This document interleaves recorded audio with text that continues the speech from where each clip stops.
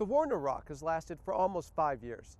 This year, Hollywood decided to send a message. It was a clear anti-war message. Writers, directors, and movie stars hoped to capture a national mood, cleaning up at the box office and the Oscars. But none of the anti-war movies achieved any of the success of the more traditional blockbusters. Maybe the national wound they exposed was just too raw. Now the war is unpopular, but Americans were unwilling to pay for a national lesson in conscience. Audiences outside the U.S. were more receptive. In the future, Hollywood will have to rethink what sells to Americans, and this program examines some of the reasons why. I'm Josh Rushing, and this is War Movies. I hated it over there. I couldn't wait to get out.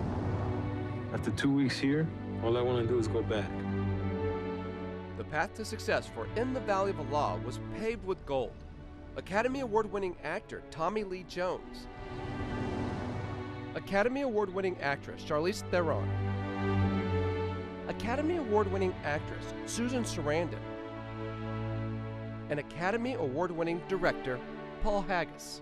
Well, the nice thing about having having a success, I knew I had a little bit of coin to spend, and I wanted to spend on something that I felt passionate about. After 2001, September 2001, I saw the way the country was reacting to this great tragedy. It's a terrible tragedy, and it was troubling me deeply. Hello? Sir, I'm calling about your son. My son's in Iraq. Your son was in Iraq, sir. We have a responsibility as artists. I need to talk about this, but I didn't know how. And I knew to talk about it from my perspective would be too easy, and too easy to dismiss. So I went looking for a story. And then I found the story of this man, the true story of this man who was a proud former military police officer who went looking for his son who's got back from Iraq. But my son has spent the last 18 months bringing democracy to a hole and serving his country. He deserves better than this. The son had been murdered by his platoon mates. These are all good men and women. We are sending good men and women there, and that's what I want to talk about.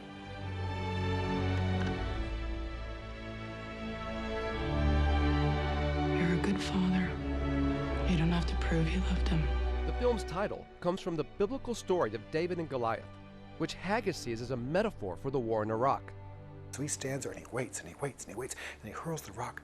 He hits the monster, falls down dead. An amazing story of bravery. And we're told these stories when we grow up. And so something like 9/11 happens, and our president says, you know what? There's a monster over there, and we need to destroy him. And all our young men will say, I'll go, send me. It's incredibly brave. What's it like for these boys, these men and women who go there, thinking they're the David, only to discover that maybe they're the Goliath, maybe they're the monster? And what does that do to good men and women? A provocative question, but not one that enticed moviegoers.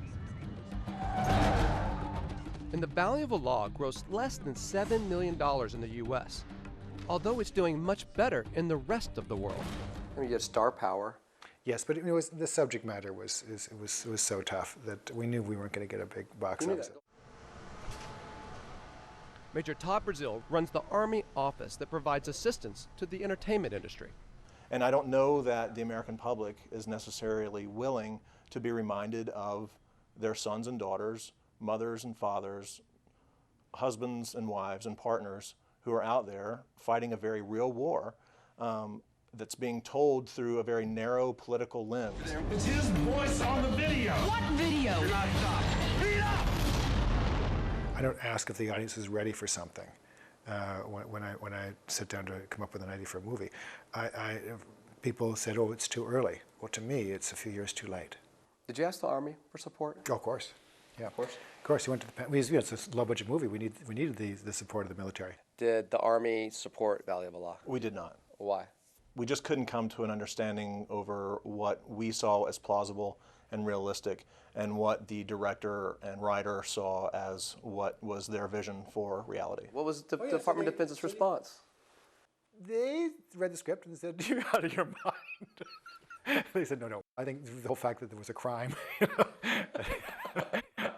said, well, this sort of was a true story. But the Army felt the script implied an institutional cover-up. The murder was committed in our jurisdiction. That's where it gets murky. We supported a number of movies that started off as a negative portrayal of soldiers. But they went a long way to showing how the Army has a long track record of fixing itself. True story or not, Kurt Honeycutt, the senior film critic for The Hollywood Reporter, doesn't believe the Iraq War should be the villain.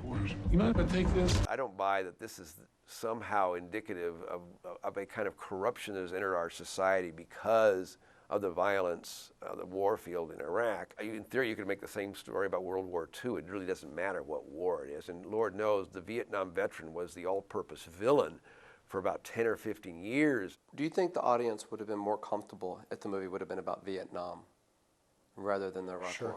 I mean, they're certainly more comfortable with Letters from Iwo Jima and Flags of Our Fathers. But I think there's a distancing that you can do in those films. This is because you can say, you know what? You're right, that happened back then. Boy, I wouldn't have done that. This is the truth. This is what's happening. It's on our watch. It's happening right now. History supports Paul Haggis's point. Audiences feel much more comfortable with movies about a war when the shooting and the bleeding have ended.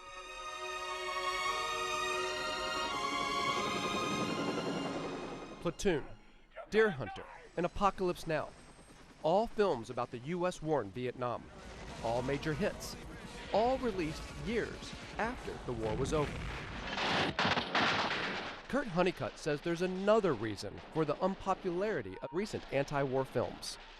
You remember the old Samuel Goldwyn line, if I want to send a message, I'll call Western Union. And filmmakers forever point to that as saying, you know, message films don't work. And it's better to send messages in films where you're not even aware of the fact there's a message. You two guys could choose any graduate school in any field you want. I think you're missing the point, Doc. But that the Army's a better gig? These events are going to define our lives. Well, I'll tell you, right now, that is a dead-on statement. Like the Valley of Elah, Lions for Lambs had an abundance of star power. Robert Redford. Let me tell you about the last two kids I had that gave me hope. My honest effort. Tom Cruise. To keep the press better informed. Meryl Streep. Wow. You all must be panicked. And Samuel Goldwyn notwithstanding a clear message. Boys, the problem is not with the people that started this. The problem is with us, who do nothing. Why did you write this? Quick answer to exercise my own guilt about my own inaction, my own kind of willful ignorance, and not waking up to the fact that we were fighting a war on two fronts until we were kind of 2,000 deaths into it. Was writing this movie your action? Yeah. I just felt like it was the least I could do to write down what I was thinking and to kind of dramatize it in a way that, heaven forbid, might entertain people as well as kind of get them to ponder some of these same things I was pondering. Or where do you go from here? What's the next action? I truly don't know, outside of trying to find an answer that can bring about some kind of conclusion to this war. There are people all over the world, every day, who are fighting to make things better. In an interview distributed by the filmmakers, Redford acknowledges how hard it is to get an anti-war movie made. Political films and films that are more risky in nature, you know, make you maybe think or wonder or provoke, are harder to come by. If it takes 10 years, that's how long we stay. We do whatever. Maybe that's why Tom Cruise seems to downplay the political aspect. It's not the issue now. I wouldn't say it's an Iraqi war film. It's a picture that I think these themes are timeless. Lieutenant Finch, shooting your boys good? Roger that, sir. Rodriguez? All up, sir. Glad to hear it.